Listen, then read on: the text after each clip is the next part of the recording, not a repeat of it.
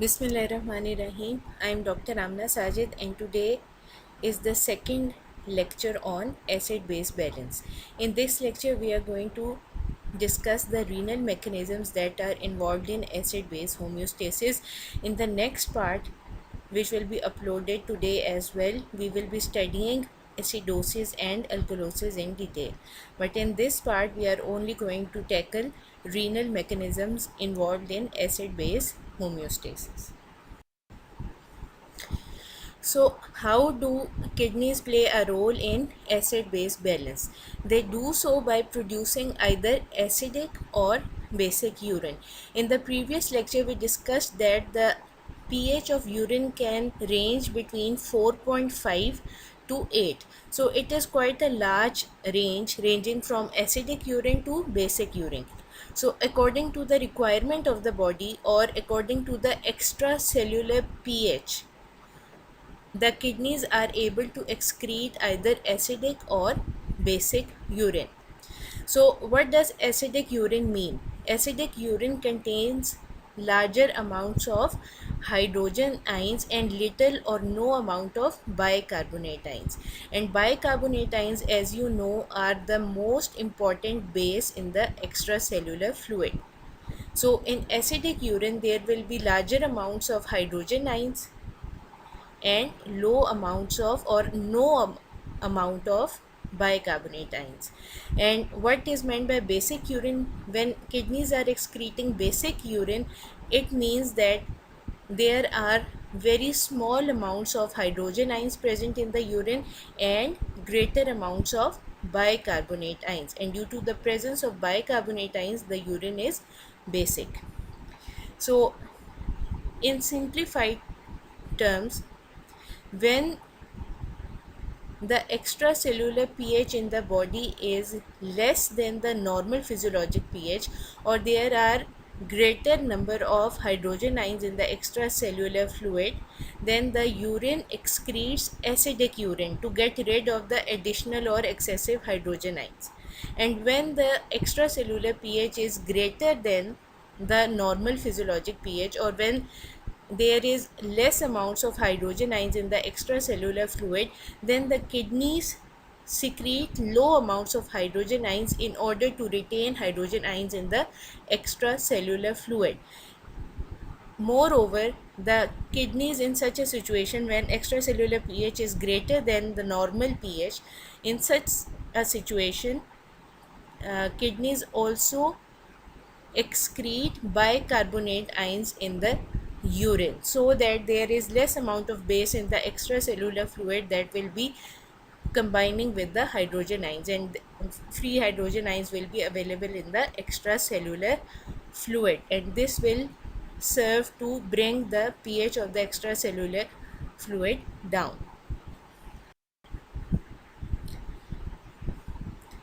Okay, so extracellular pH regulates hydrogen ion secretion and bicarbonate reabsorption and regeneration by the kidneys.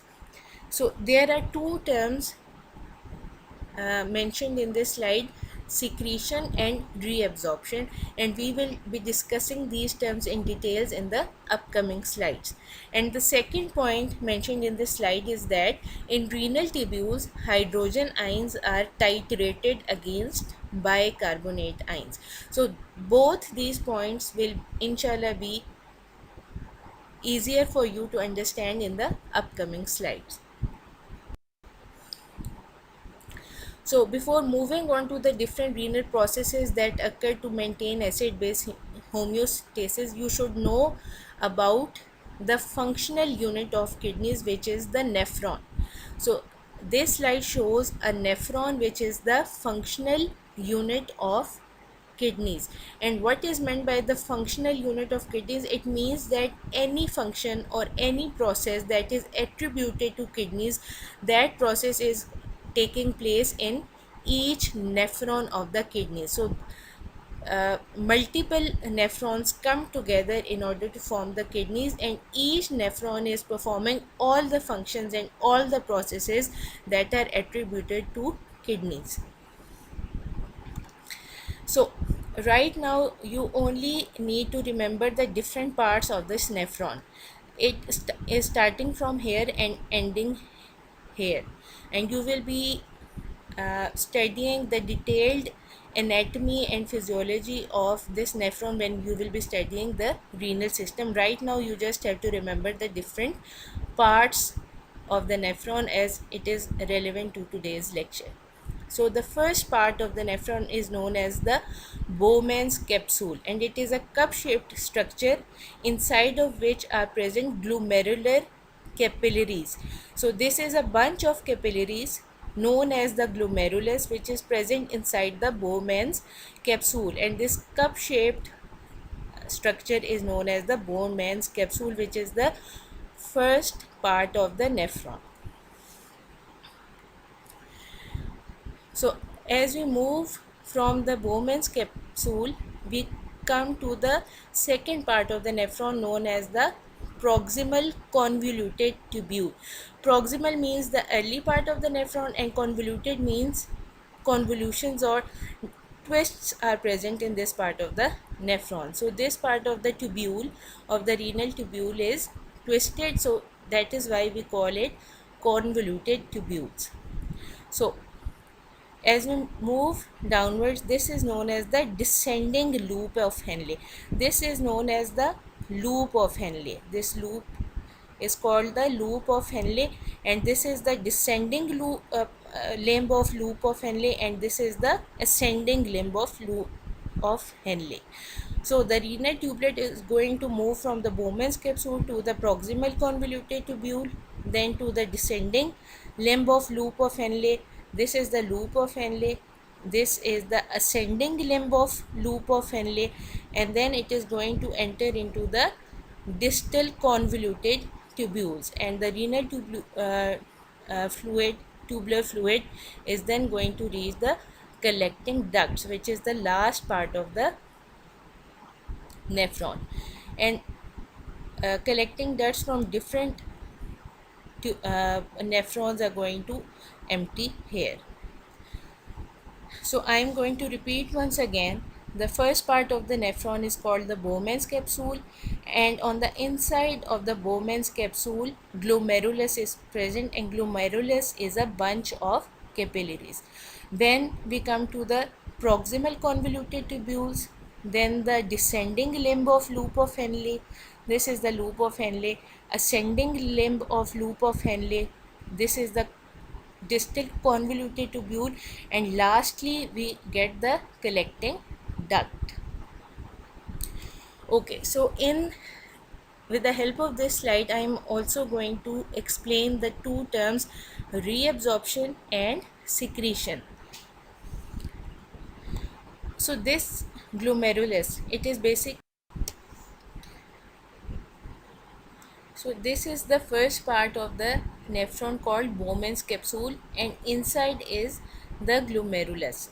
So when blood enters this bunch of capillaries called the glomerulus, blood enters with a high pressure, and any substance that can move freely across the membranes, that substance leaves the blood, enters the tubular cells, and then enters the tubular fluid and becomes part of the tubular fluid, and this process is known as glomerular filtration.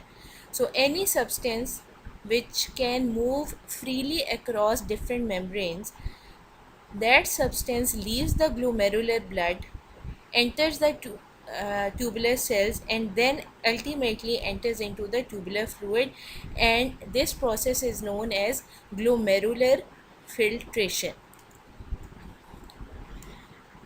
So what is meant by reabsorption? So any substance which has entered the tubular lumen or the tubular fluid as a result of glomerular filtration, if that substance can be reabsorbed back into the blood in later parts of the nephron, then that process is known as reabsorption. So any filtered substance that is present in the tubular fluid, if it can be reabsorbed back into the tubular cells and then ultimately into the blood in later parts of the nephron, that process is known as reabsorption. And what is meant by secretion?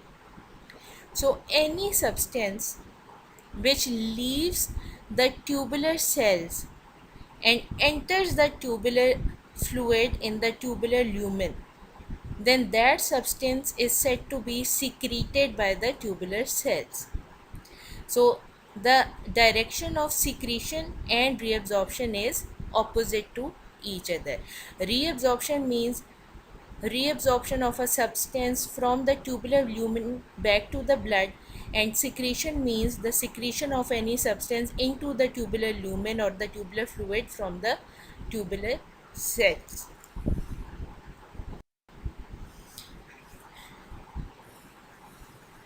So now in this slide we are going to discuss the hydrogen secretion and bicarbonate reabsorption in the proximal or early parts of the nephron.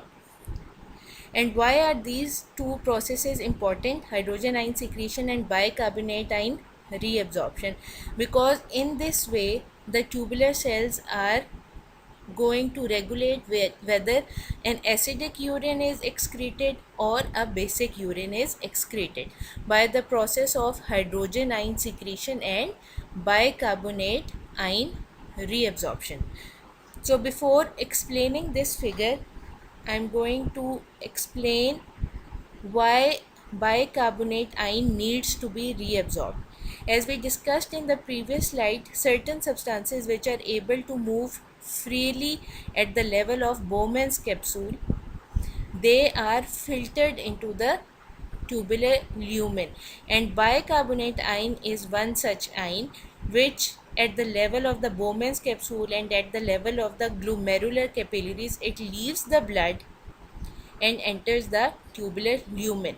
So this bicarbonate ion, as you know, is a very important extracellular base, and it needs to be reabsorbed into the blood, where it is going to act as a base and going to combine with hydrogen ions. Otherwise, if bicarbonate ions is lost as such in the urine, then this will result in severe acid base disturbances inside the body, as the extracellular fluid will lack bicarbonate ions and there will be an excess of hydrogen ions, resulting in acidosis. And acidosis means fall of extracellular fluid pH below the normal range.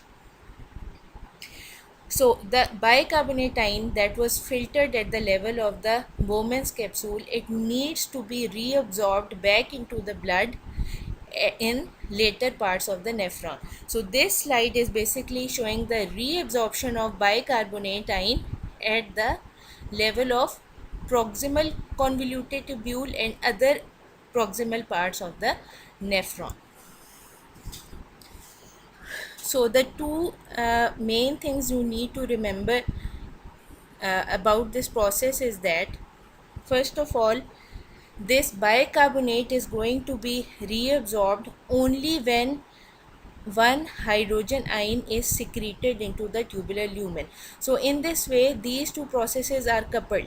Bicarbonate ion is going to be reabsorbed from the tubular lumen back into the blood only when one hydrogen ion is secreted by the tubular cells into the tubular lumen. If this hydrogen ion secretion does not occur, then bicarbonate ion, which is already present inside the tubular lumen, it cannot be reabsorbed back into the blood. And the second thing that you need to remember about this process is that this hydrogen ion is being secreted as part of a counter transport, which is an example of secondary active transport. So this hydrogen ion is being secreted into the tubular lumen. At the same time, one sodium ion is being moved towards the interior of the tubular cell. So this is an example of counter transport and also secondary active transport, because sodium ion is moving along its concentration gradient, and this movement of sodium ions along its concentration gradient is basically driving the movement of hydrogen ions into the tubular lumen. So this hydrogen ion secretion, energy for this hydrogen ion secretion is being provided by the downhill movement of sodium ions. That is why it is an example of secondary active transport. And sodium ion is moving in one direction and hydrogen ion is moving in the opposite direction. That is why we say that it is an example of counter transport. So I am going to revise once again the two most important points about this process. First of all, the filtered bicarbonate ion is going to be reabsorbed back into the blood only when hydrogen ion is secreted into the tubular lumen. That is why we say that bicarbonate ions are being titrated against hydrogen ions, or we can also say that hydrogen ions are being titrated against bicarbonate ions in the renal tubules, which means that one bicarbonate ion reabsorbed is equal to one hydrogen ion being secreted. Second point to remember is that this hydrogen ion secretion is occurring due to the downhill movement of sodium ions from the tubular lumen into the tubular cells, and this downhill movement along the concentration gradient is providing the energy for hydrogen ion secretion into the tubular lumen. I hope these two concepts are clear. Now we are going to see what actually is happening in this diagram. So this is the renal interstitial fluid, which is equivalent to the blood. So whatever ions are present in the interstitial fluid, all those substances and ions etc. are also going to be present in the blood. So the composition of the blood and the interstitial fluid is the same. That is why instead of blood we can also write interstitial fluid. These are the tubular cells that are basically lining together to form the nephron, the tubules of the nephron, and this is the tubular lumen. So as we discussed earlier, bicarbonate is filtered at the level of the glomerulus and it is now present in the tubular lumen, and it needs to be reabsorbed back into the blood. So this bicarbonate is going to react with hydrogen ion that is secreted by the tubular cells, and hydrogen ion plus bicarbonate combine to form carbonic acid, which is going to break up into carbon dioxide and water in the presence of carbonic anhydrase enzyme. This carbon dioxide is going to diffuse freely into the tubular cells, where it is going to recombine with water to form carbonic acid in the presence of carbonic anhydrase, and this carbonic acid is going to break up into bicarbonate ion and hydrogen ion, and now this bicarbonate ion is going to move into the renal interstitial fluid, and it is not mentioned in this diagram, but this bicarbonate ion reabsorption is coupled with sodium reabsorption as well. As this bicarbonate ion is going to be reabsorbed into the blood, sodium ion is also going to be reabsorbed in the blood. So the bicarbonate ion that was already present in the tubular lumen, it has undergone all these processes and has ultimately been reabsorbed into the blood. And as you can see, this is not the same bicarbonate ion, because this bicarbonate ion contributed to formation of H2CO3 after combining with the secreted hydrogen ion, and that H2CO3 broke up into carbon dioxide recombined with water to form carbonic acid, which dissociated to form bicarbonate ion, which was reabsorbed. So in a nutshell, one bicarbonate ion is being reabsorbed, but it is not the same as that filtered bicarbonate ion, but it has undergone all these processes to form a bicarbonate ion that was reabsorbed into the blood, and this bicarbonate has been reabsorbed. What will happen to this hydrogen ion? This hydrogen ion will be secreted by the tubular cells into the tubular lumen, and it will combine with the filtered bicarbonate, and this process will start again. So I hope you have understood how one hydrogen ion is secreted and one bicarbonate ion is reabsorbed as a result of hydrogen ion secretion.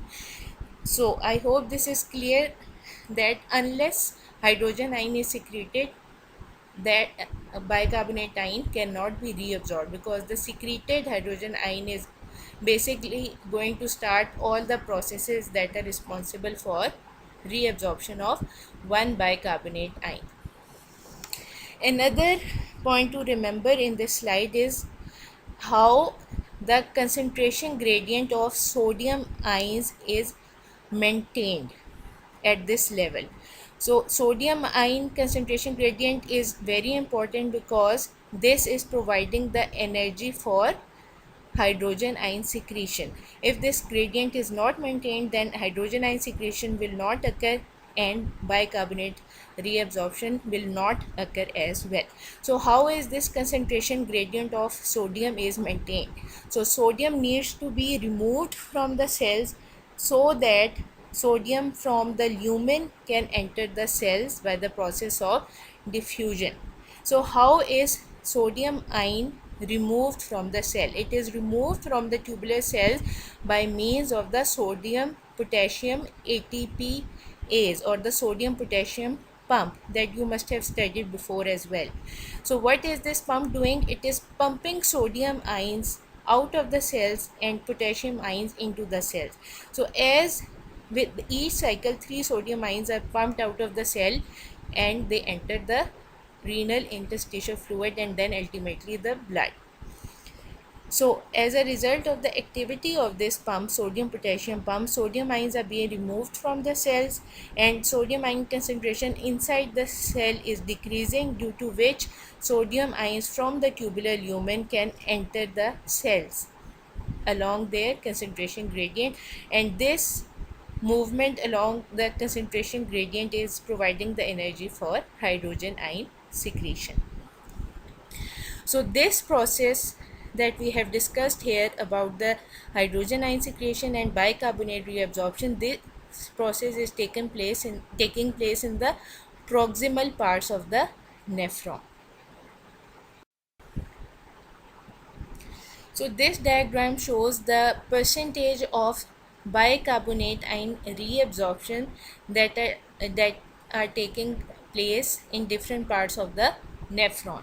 As you can see, in the proximal convoluted tubule, more than 80% of bicarbonate ion reabsorption is taking place, and it is taking place by means of processes that we discussed in the previous slide. So maximum amount of filtered bicarbonate is reabsorbed in the proximal parts of the nephron. So this slide shows the different processes which are involved in bicarbonate ion reabsorption in the distal parts of the nephron. Previously we discussed bicarbonate reabsorption and hydrogen ion secretion in the proximal parts of the nephron.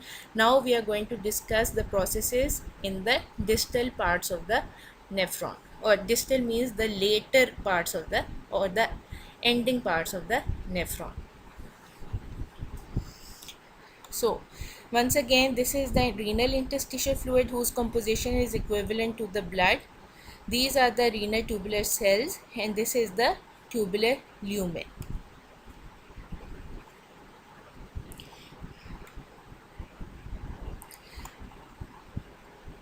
So there are some differences between the distal parts of the nephron and the processes occurring in the proximal parts of the nephron.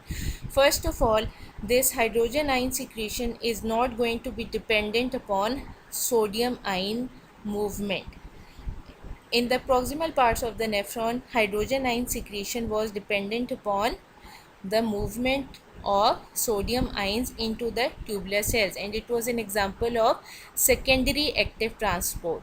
But in the distal parts of the nephron, hydrogen ions are going to be secreted by primary active transport, and by primary active transport I mean that an ATPase is going to move hydrogen ions from the tubular cells into the tubular lumen, and the energy required for this movement is going to be provided by the breakdown of ATP molecule. And hydrogen ion secretion occurs by hydrogen ATPase and also by hydrogen potassium ATPase, which is not shown in this diagram. And hydrogen potassium ATPase also pumps hydrogen ions out of the tubular cells and into the tubular lumen, along with the movement of potassium ions into the tubular cells. And the movement of these two ions is energetically possible because of the breakdown of ATP molecule by the ATPase. So in distal parts of the nephron, hydrogen ion secretion is basically an example of primary active transport, where the energy for the transport of hydrogen ions is being provided by breakdown of ATP. So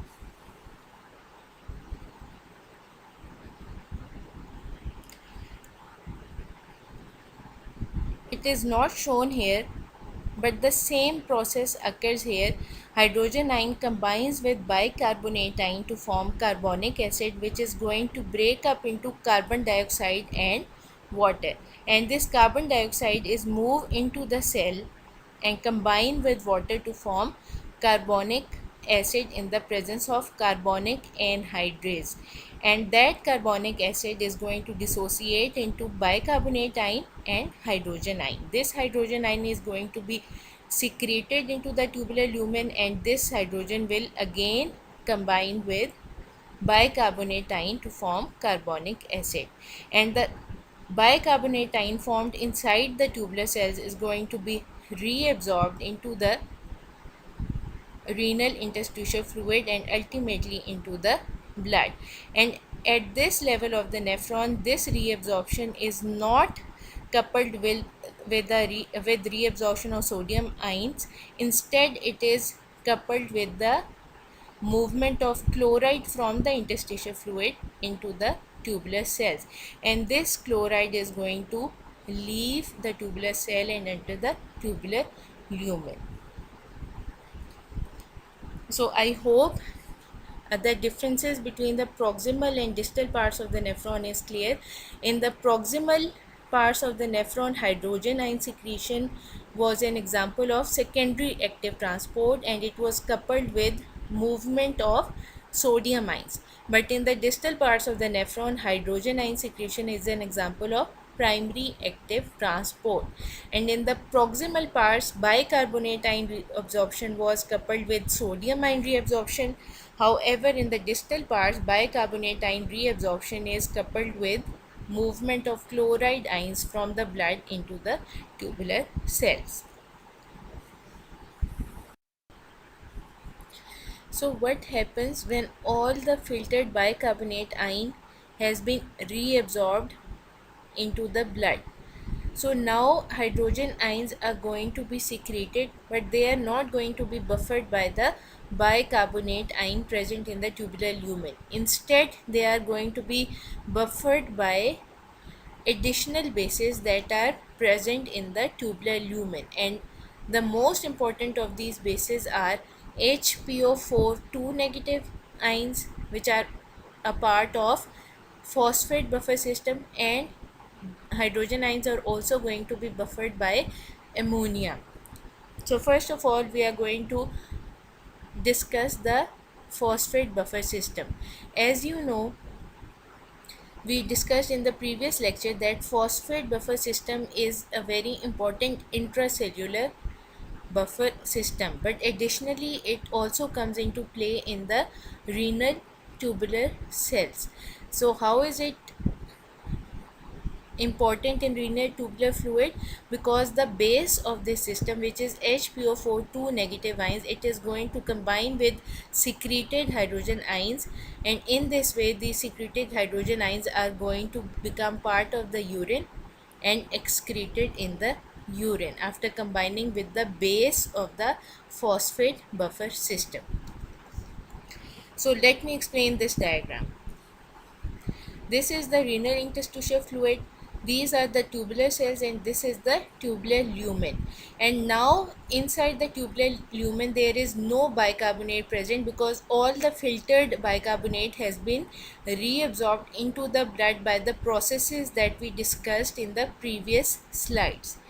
Bicarbonate reabsorption mostly occurs in the proximal parts of the nephron, but some of it also occurs in the distal parts of the nephron, and the processes in the proximal and distal parts of the nephron for bicarbonate reabsorption, they are slightly different, and we discussed those differences as well.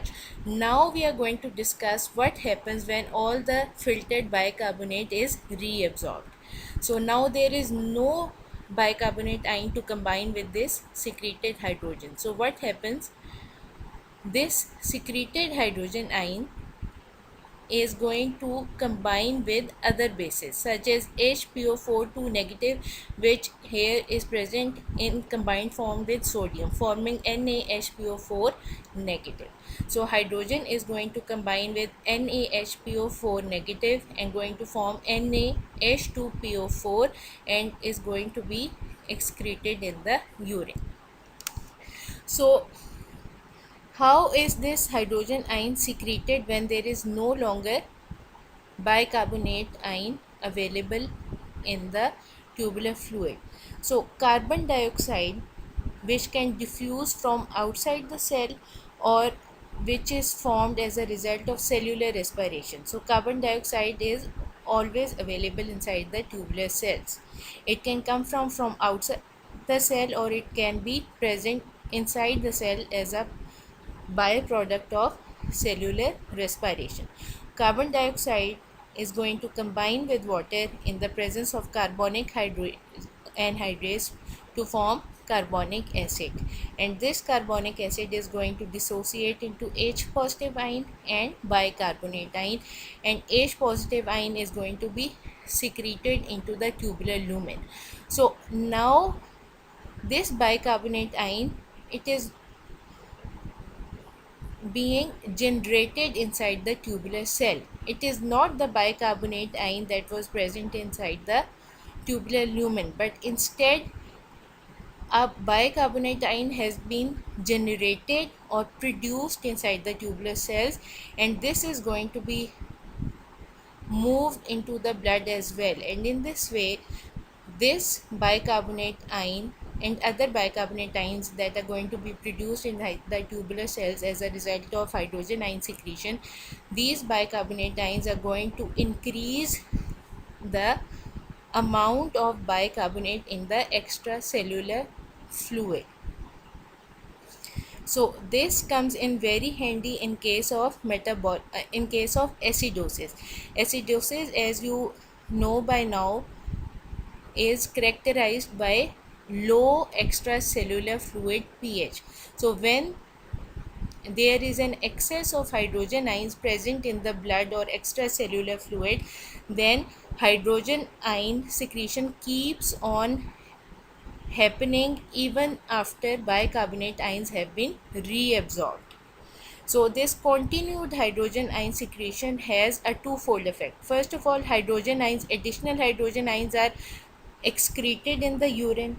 Secondly, this hydrogen ion secretion now is going to result in generation of bicarbonate ion, and this bicarbonate ion is reabsorbed into the blood and serves to increase the concentration of bicarbonate base inside the blood, and this bicarbonate base is going to combine with the excessive amounts of hydrogen ions present in the blood that were giving rise to acidosis.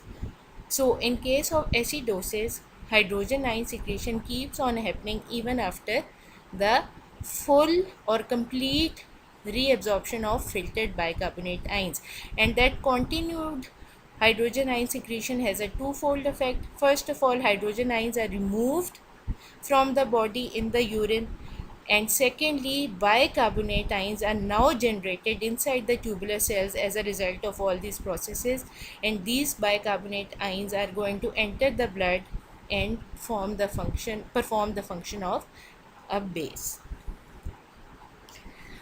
So this slide showed just one renal tubular fluid buffer system, which was phosphate buffer system. Now in the upcoming slide we are going to discuss the role of ammonia as a buffer system.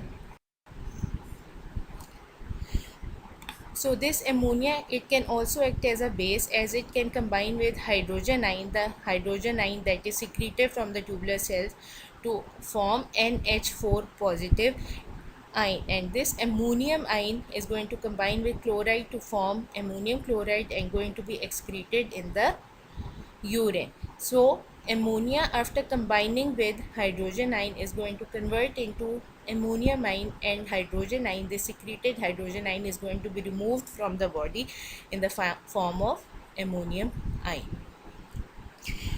And this ammonia inside the tubular lumen is derived from glutamine, which is produced as a result of amino acid metabolism. So glutamine inside the tubular cells is going to give rise to ammonia, and this ammonia is going to freely cross this membrane and enter the tubular lumen, where it is going to act as a buffer mechanism as it combines with hydrogen ions.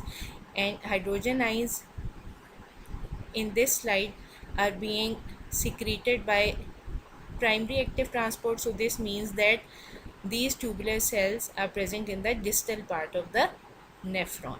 If they were being secreted in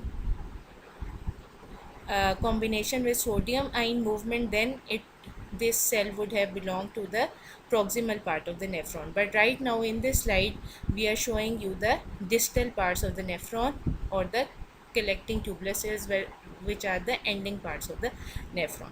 So this hydrogen ion secretion keeps on happening in case of acidosis, in order to get rid of the excessive hydrogen ions from the body, plus also to regenerate bicarbonate ion, which is regenerated by the same process that we discussed in the earlier slide. Carbon dioxide in the renal tubular cell is going to combine with water to form carbonic acid, which is going to dissociate into bicarbonate ion and hydrogen ion. Now this hydrogen ion is going to be secreted and buffered by ammonia, whereas this bicarbonate ion is going to be reabsorbed into the blood, and it is going to raise the levels of bicarbonate base inside the blood, and these bicarbonate base molecules are ions are going to combine with the excessive hydrogen ions and perform their buffering action. So in case of, once again I'm going to repeat, in case of acidosis, hydrogen ion secretion increases, and it even goes beyond the point where all the filtered bicarbonate has been reabsorbed. And this continued hydrogen ion secretion serves two purposes. First of all, excessive hydrogen ions are removed from the body in the form by bases that are present in the tubular lumen. Plus, as a result of all these processes, bicarbonate ions are also produced inside the tubular cells, and these bicarbonate ions are reabsorbed into the blood, where they can combine with hydrogen ions that are excessively present inside the blood, leading to acidosis. So I hope these mechanisms are clear: bicarbonate reabsorption, hydrogen ion secretion, and also bicarbonate generation by the tubular cells. So this is a repetition of the same concept. When the filtered bicarbonate has combined with hydrogen ions and no bicarbonate is available in the tubular fluid, then the secreted hydrogen ions are buffered by other bases that are present in the tubular fluid, such as ammonia and HPO4 2 negative ions. And this process is accompanied by generation of bicarbonate ions in the tubular cells. So whenever hydrogen ions are buffered by other bases in the tubular fluid, there is net generation of bicarbonate ions inside the tubular cells, and those bicarbonate ions can be reabsorbed back into the blood according to the requirement of the body. So now I am going to summarize the role of kidneys in acidosis. Acidosis is characterized by low extracellular fluid pH or pH less than the normal physiologic range, that is 7.35. So whenever the pH of blood falls below 7.35, we say that acidosis has occurred. So what is the role of kidneys in acidosis?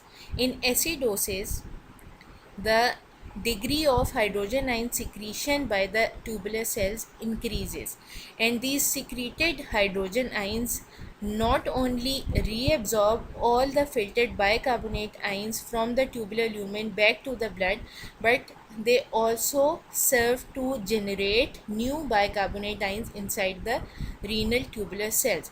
So the hydrogen ions that are secreted, first of all, reabsorb all the filtered bicarbonate ions.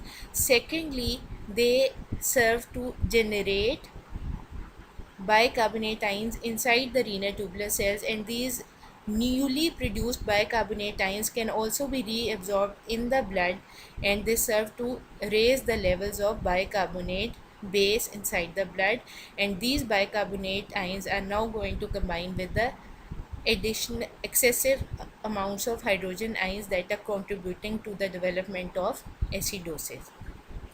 Another point to remember is that when all the filtered bicarbonate ions have been removed from the tubular lumen, then the secreted hydrogen ions are buffered by other bases such as ammonia and HPO4 negative ions. So, what is the role of kidneys in alkalosis? Alkalosis is characterized by extracellular fluid pH greater than the normal physiologic range or greater than 7.45. So, whenever the pH of blood rises above 7.45, we say that alkalosis has occurred. So, what does a kidney do in alkalosis? In alkalosis, the degree of hydrogen ion secretion is greatly reduced, and it is so reduced that even the filtered bicarbonate ions cannot be completely reabsorbed back into the blood, and this serves two purposes. First of all, hydrogen ion secretion reduction leads to retention of hydrogen ions inside the body and inside the extracellular fluid, and this serves to bring the pH down, or it serves to correct alkalosis. Secondly, when hydrogen ion secretion is reduced, this leads to incomplete reabsorption of bicarbonate ions, and also if hydrogen ion secretion is not occurring, then generation of bicarbonate ions inside the tubular cells also does not happen. So in this way, hydrogen ion levels inside the blood start to increase, and the levels of bicarbonate ions start to decrease, and when there is low levels of bicarbonate ions, then they are unable to combine with free hydrogen ions, and this serves to bring the pH down, and this serves to correct alkalosis. Now this slide shows the different factors that influence hydrogen ion secretion and bicarbonate ion reabsorption by renal tubular cells. So on the left hand side, factors which increase hydrogen secretion and bicarbonate reabsorption have been given, and if you understand these factors, you will be automatically able to understand these factors which decrease hydrogen ion secretion and bicarbonate ion reabsorption, because this is just the reversal of all these factors. So I am only going to explain these factors, and you will be able to understand these factors as well. So the first factor which increases hydrogen ion secretion and bicarbonate ion reabsorption is partial pressure of carbon dioxide. So when partial pressure of carbon dioxide in the blood increases, it ultimately translates into increased partial pressure of carbon dioxide in the renal tubular cells, and once inside the renal tubular cells, this carbon dioxide is going to combine with water by carbonic anhydrase enzyme and going to form carbonic acid, and that carbonic acid will form bicarbonate ion and hydrogen ions, and these hydrogen ions will get secreted. So whenever there is increased pressure of carbon dioxide inside the renal tubular cells, it results in increased production of hydrogen ions which get secreted into the tubular lumen. Thus, and when hydrogen ions are secreted into the tubular lumen, this process is coupled by bicarbonate reabsorption from the tubular lumen. So, the second factor which influences hydrogen ion secretion and bicarbonate reabsorption is the hydrogen ion concentration in the blood. So, whenever hydrogen ion concentration in the blood increases, this results in increased hydrogen ion secretion by the renal tubular cells. So, hydrogen ion increase inside the blood is a direct stimulator of hydrogen ion secretion by the renal tubular cells, and this hydrogen ion secretion is coupled with bicarbonate ion reabsorption. Similarly, if bicarbonate ions concentration reduces in the blood, then this also stimulates hydrogen ion secretion by the renal tubular cells, and when hydrogen ions are secreted by the tubular cells, this is coupled with bicarbonate reabsorption. So decrease in pH of blood or decrease in bicarbonate levels inside the blood, they both stimulate hydrogen ion secretion and bicarbonate reabsorption by the tubular cells. So the third factor is decrease in extracellular fluid volume. So whenever the volume of blood or the volume of extracellular fluid decreases, then this is accompanied by increased sodium ion reabsorption by the renal tubular cells. And as you can remember, in the renal tubular cells, in the proximal parts of the nephron, sodium ion reabsorption was basically providing the energy for hydrogen ion secretion. So whenever sodium ion reabsorption increases as a result of decrease in blood fluid volume, then this also results in an increase in hydrogen ion secretion and bicarbonate reabsorption, because in the early parts of the nephron where most of the bicarbonate reabsorption is taking place, in those parts of the nephron, sodium reabsorption is providing the energy for hydrogen secretion and then ultimately bicarbonate reabsorption. So angiotensin 2, what does angiotensin 2 do? Angiotensin 2, uh, you will learn later about this hormone in physiology and biochemistry as well, but right now you just need to remember that angiotensin 2 also has a direct effect on hydrogen ion secretion. So whenever the levels of angiotensin 2 increase, they cause increased hydrogen ion secretion by the renal tubular cells, and this increased hydrogen ion secretion is coupled with increased bicarbonate reabsorption from the tubular fluid. So aldosterone, what is aldosterone? It is another hormone, and it also increases hydrogen ion secretion by the renal tubular cells, and excessive production of aldosterone occurs by the adrenal gland in a disease known as Conn's syndrome. So in Conn's syndrome, excessive amounts of aldosterone are being produced, and as a result of which hydrogen ion secretion by the renal tubular cell also increases, because it has a direct effect on hydrogen ion secretion. So hydrogen ion secretion increases, resulting in increase in bicarbonate reabsorption and bicarbonate production by the tubular cells as well.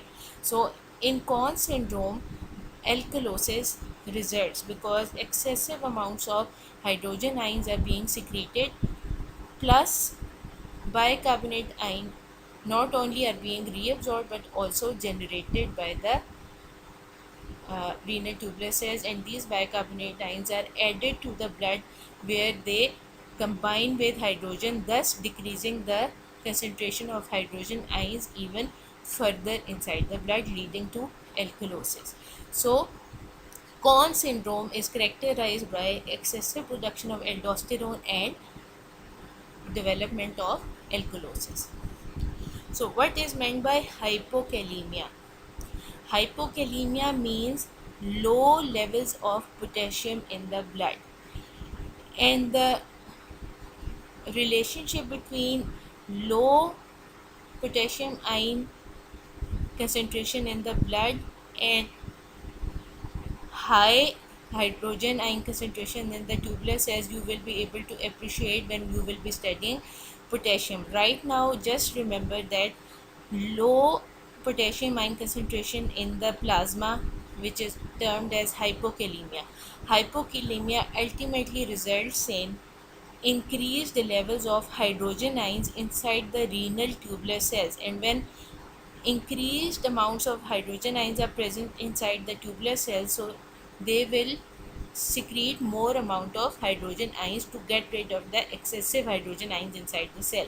So when hydrogen ion secretion will increase, it will result in an increase in bicarbonate reabsorption plus an increase in bicarbonate production by the tubular cells as well, resulting in alkalosis. So hypokalemia is associated with alkalosis and hyperkalemia is associated with acidosis.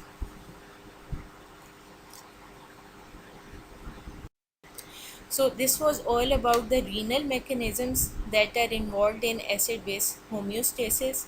If you have any query, you can mail me. Best of luck from my side. Thank you.